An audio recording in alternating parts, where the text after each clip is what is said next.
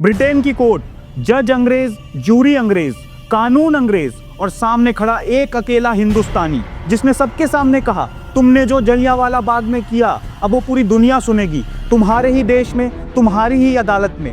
नाम था चित्तूर शंकर नायर। न तलवार थी न तोप, लेकिन जो उसने किया उसने पूरे ब्रिटिश राज की नींव हिला दी। अब इस केस की कहानी अक्षय कुमार की फिल्म केसरी चैप्टर 2 में दिखाई जा रही है, लेकिन असली किस्सा क्या था, वो जो किताबों से गायब कर दिया गया, वो जो अदालत में साबित किया गया 68 गवाहों, हजारों लाशों और एक कलम के जरिए। Welcome to no nonsense. और आज इस एपिसोड में हम बात करेंगे उस जलियांवाला बाग की जिसे अंग्रेज सिर्फ ऑर्डर कंट्रोल कहकर भूल जाना चाहते थे, उस शख्स की जिसने इस्तीफा नहीं लड़ाई चुनी, और वो भी लंदन की अदालत में, उस कोर्ट केस की जिसने ब्रिटिश प्रेस को भी झकझोर कर रख दिया, और उस सबूतों की बाढ़ की जो पहली बार दुनिया के सामने लाए गए।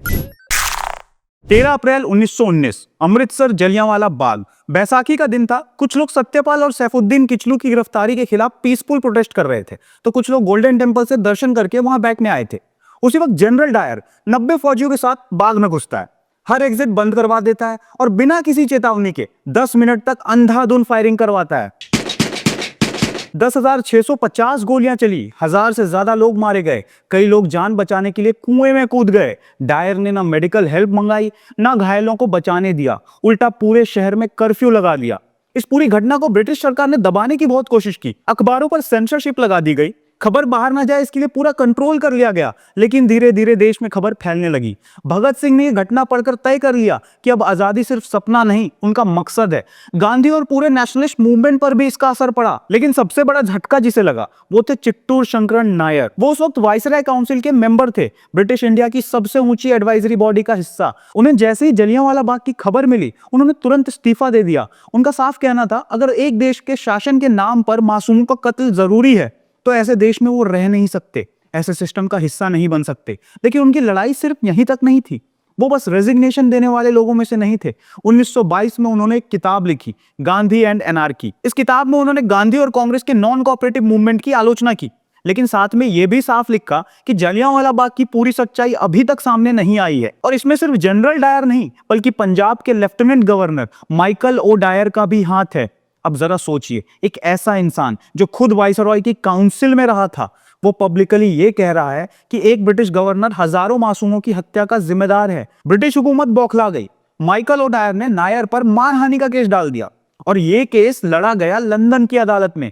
30 अप्रैल 1924 लंदन का कोर्ट रूम, जज अंग्रेज, जूरी अंग्रेज, वकील अंग्रेज, प्रेस अंग्रेज, और सामने खड़ा एक अकेला हिंदुस्तानी, शंकरन नायर। कोर्ट रूम खचाखच भरा हुआ था। ब्रिटिश अफसर, पत्रकार, पब्लिक सब ये देखने आए थे कि ये हिंदुस्तानी अब क्या कहेगा। नायर ने कोर्ट में कहा, 13 अप्रैल 1919 को जनरल डायर ने एक एट्रोसिटी की थी, और पंजाब के लेफ्टिनेंट गवर्नर होने के नाते माइकल ओ डायर की जिम्मेदारी थी।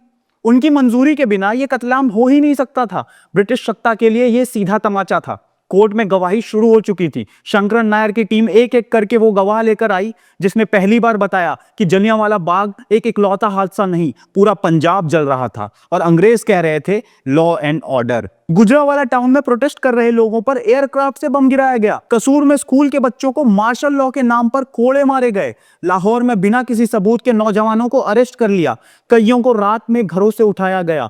जिन्होंने भागने की कोशिश की उन्हें नंगा करके लाठियों से पीटा गया, रस्सी से बांधकर घसीटा गया, कांटों पर बिठाया गया। नायर की टीम ने पूरे 68 गवाह पेश किए। हर गवाही में एक ही बात, ब्रिटिश हुकूमत ने पंजाब में बर्बरता की थी। ब्रिटिश प्रेस भी हैरान था, क्योंकि इनमें से ज्यादातर बातें कभी छपी ही नहीं थी, क्योंकि प्रेस पर सेंसरशिप थी। जो बाहर आया वो आधा निकला, जो अंदर था वो पहली बार लंदन की अदालत में बोला गया। लेकिन दूसरी तरफ केस के जज जस्टिस मैकॉर्डी, वो पूरी तरह केस में जनरल डायर और ओ डायर के बचाव में लग रहे थे। उनका कहना था, अगर भीड़ भड़क जाती तो यूरोपियन माइनॉरिटी पर खतरा हो जाता, इसलिए फायरिंग जायज थी। यहां तक कि जब जबरन आर्मी में भर्ती के जुल्म की बात सामने आई, जहां नौजवानों को पीटा गया, प्राइवेट पार्ट्स पर रस्सी बांधी गई, तब भी जज मैकॉर्डी बोले कि यह सब एग्जैजरेशन लगता है, प्रेस में तो कुछ आया नहीं है। अरे भैया, प्रेस को ही तो दबाया गया था। पूरे 5 हफ्तों तक केस चलता है। अंत में फैसला लेना था 12 लोगों की ज्यूरी को, सभी अंग्रेज थे। जज ने अपना पक्ष रख दिया कि मुझे नहीं लगता कि ओ डायर ने कुछ गलत किया, लेकिन आखिरी फैसला ज्यूरी का था। 3 घंटे बाद फैसला आता है, पर यह यूनानिमस नहीं था। 11 लोगों ने नायर को दोषी माना, एक ने उन्हें निर्दोष कहा। वो एक इंसान था लंदन स्कूल ऑफ इकोनॉमिक्स का छात्र, जिसने कहा जो नायर ने लिखा वो सच है। अब जज के पास दो रास्ते थे, या तो केस फिर से चलाया जाए या फिर दोनों पक्ष मेजॉरिटी ओपिनियन मान ले। नायर और ओडायर दोनों मेजॉरिटी ओपिनियन मानने के लिए राजी हो गए। नायर दोषी करार दिए गए। अब नायर के पास दो ऑप्शंस थी, या तो वो माफीनामा लिख दे या फाइन भरे।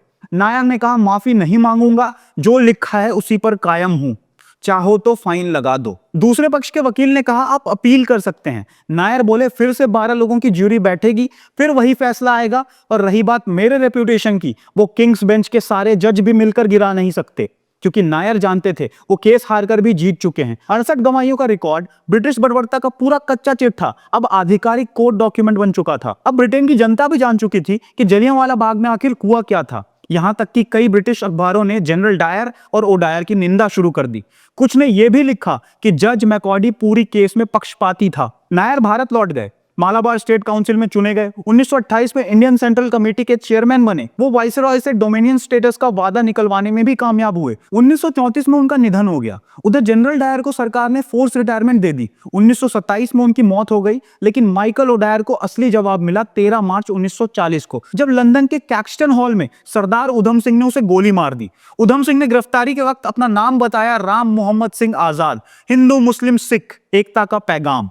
1951 में जलियांवाला बाग में मेमोरियल बना। वहां शहीदों की तस्वीरों के साथ उधम सिंह और शंकरन नायर की तस्वीर भी लगाई गई। लेकिन सवाल आज भी जिंदा है, क्या बस तस्वीर लगा देना काफी है? 106 साल हो चुके हैं, आज तक ब्रिटिश सरकार ने जलियांवाला बाग पर कोई आधिकारिक माफीनामा नहीं दिया है। 1997 में क्वीन एलिजाबेथ ने एक बार कहा था इट वॉज डिफिकल्ट एपिसोड। 2013 में भी डेविड कैमरन बोल गए थे कि इट वॉज शेमफुल, लेकिन एक लाइन वी आर सॉरी आज तक कोई नहीं बोल पाया। हाल ही में एक इंटरव्यू में जयशंकर ने एक बहुत अच्छी लाइन बोली थी, India is not anti west, it is non west. हम अपनी फॉरेन पॉलिसी खुद तय करते हैं, और यह बात हल्के में मत लेना। और इस बात पर पॉलिटिक्स होनी भी नहीं चाहिए, चाहे बीजेपी हो या कांग्रेस, क्योंकि जब भी हम एकजुट नहीं होते हमें झुकाया जाता है। अगर आज भी हम एक नहीं हुए तो आने वाली पीढ़ियों के सामने हमारे झुकने की तस्वीर होगी, हमारे जीत की नहीं। अगर ये कहानी आपको सटीक लगी तो कमेंट में बताइए, क्या अब भी माफी बाकी है, और क्या ये लड़ाई कभी खत्म हुई थी?